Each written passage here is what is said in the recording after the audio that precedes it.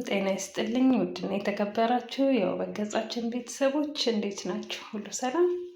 እኔ ያለው ዛሬ እንግዲህ 2 ሳምንት ሆኖ ልጄ ፀጉሯን ልትታጠብ ነው።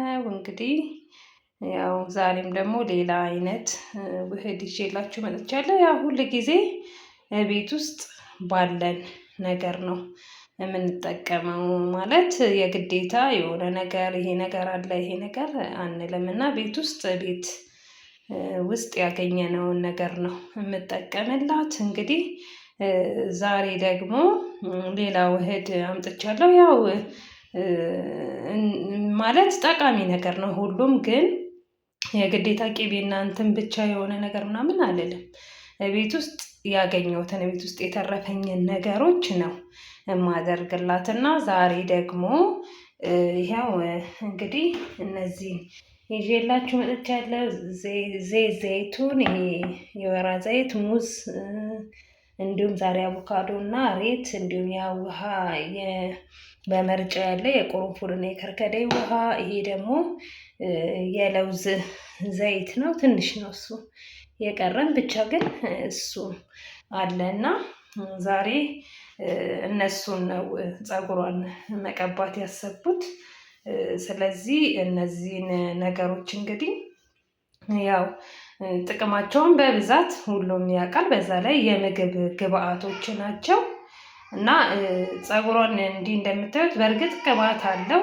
ቢሆንም ግን ሙዝ በጣም ነው የሚስማማት እና ከለሩንም በጣም የሚያምር አንጸባራቂ እንዲሆን ነው በብዛት የሚያደርገው እና በጣም ብዙ ጊዜ እኔ ሙዝ እና ሬት በጣም እጠቀምላታለሁ። እንግዲህ ፀጉሯ እንደምታዩት ነው። አሁን በጣም ደህና ሆኗል፣ ቁመቱም ደህና ሆኗል። እንግዲህ አሁን በደንብ እየተንከባከብነው ነው ያለነው። ምክንያቱም አሁን ከ2 ሳምንት ምናምን በኋላ ምርቃት ነው።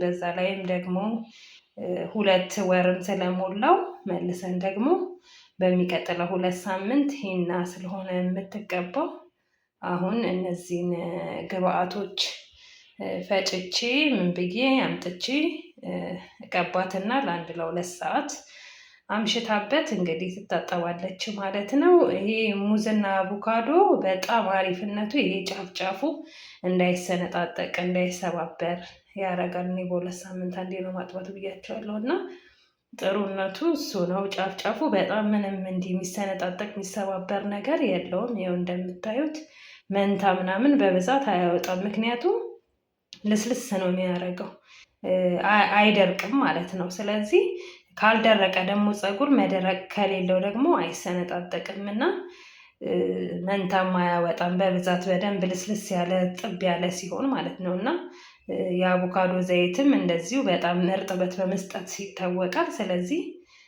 ለዛ በማሰብ ነው መቀባት። እንግዲህ ልፍጨውና እንግዲህ አምጥቼ ደግሞ አሳያቸዋለሁ። ያው እንደተለመደው በመርጫው ባለው ውሃ በስፕሬው መጀመሪያ ስፕሬይ አድርገነው ረጠብ ካደረግነው በኋላ እንትኑን ግብአቱን አምጥተን እንቀባታለን ማለት ነው። እናንተ እዚህ ላይ ከፈለጋችሁ እንቁላል፣ ሌላ ነገሮችንም ግብአት አድርጋችሁ መጨመር ትችላላችሁ። እኔ ሳምንት ያው ከሂና ጋር እንቁላል ቀላቅዬ ስለምቀባት አሁን ማደባለቅ ስላልፈለግኩ ነው። እናንተ ግን መቀላቀልና ማደባለቅ ትችላላችሁ ማለት ነው። ፈጭቼው እንደገና እንገናኛለን። እንግዲህ ይኸው መጥቻለሁ ተመልሼ። ትንሽ ምንድነው እንግዲህ ፈጭቼ ተመልሼ መጥቻለሁ። ይሄውላችሁ ፈጭቼዋለሁ፣ ግን ስፕሬውን ደግሞ ወንድሟ ሰብሮብኛልና ታያችሁት። ስፕሬውን ሳላረግላት ነው እንዲያፈስ አድርጎ ስፕሬውን ሰብሮታል። እንግዲህ እዛ ላይ ምንድነው ጁሱ ላይ ትንሽ አርጌበታለሁ ያው እርጥበቱ እንዳይቀርባት። ስለዚህ ይኸው ይሄን ፈጭቻለሁ። አሁን ይሄኛውን በቃ እንደዚህ እያደረገን መቀባት ማለት ነው። ስለዚህ ቀብቻት ልጨርስና ተመልሼ አሳያቸዋለሁ። እንግዲህ ስትታጠብም ያለውን ውጤት አሳያቸዋለሁ። ልቀባትና ልምጣ። ያው ካሜራ ባንድ ይዤ በአንድ እጄ ስለምቀባት በደንብ አይቀባም። የግዴታ በደንብ ከጫፉ በተለይ የጫፉ ይሄኛው እርጥበቱ በደንብ እንዲኖረው እርጥበት እንዳይሰነጣጠቅ ጫፉን በደንብ እሽት አድርጋችሁ መቀባት አለባችሁ እና ቆዳውንም ጫፉንም ድረስ በደንብ። ስለዚህ በደንብ እንደዛ ቀብቻው ተመልሼ እመጣለሁ ማለት ነው። ያው እንደዚህ ተቀብታ በደንብ ጨርሳለች። አሁን እንደዚህ በፌስታል እና በሻሽ ለ1 ለ2 ሰዓት ቁጭ ይልና ከዛ በኋላ ጥብ ማድረግ ትችላላችሁ እና በጣም አሪፍ ነው የሚሆነው። እንግዲህ ያው ከዚህ በኋላ መታጠብ ነው። ከፈለጋችሁ ያለውን መጨረሻ አሳያችኋለሁ። ግን ቪዲዮውን ከወደዳችሁት ላይክ እንዲሁም ደግሞ ለቻናላችን ሰብስክራይብ አድርጉና አበረታቱ። ለሌሎች እናቶች እንዲደርስ ሼር አድርጉት እና እንግዲህ የዛሬ ቪዲዮአችን ይሄንን ነው የሚመስለው ማለት ነው። በሌላ ቪዲዮ ድጋሚ እንገናኛለን። እስከዛው ድረስ ደግሞ ባይ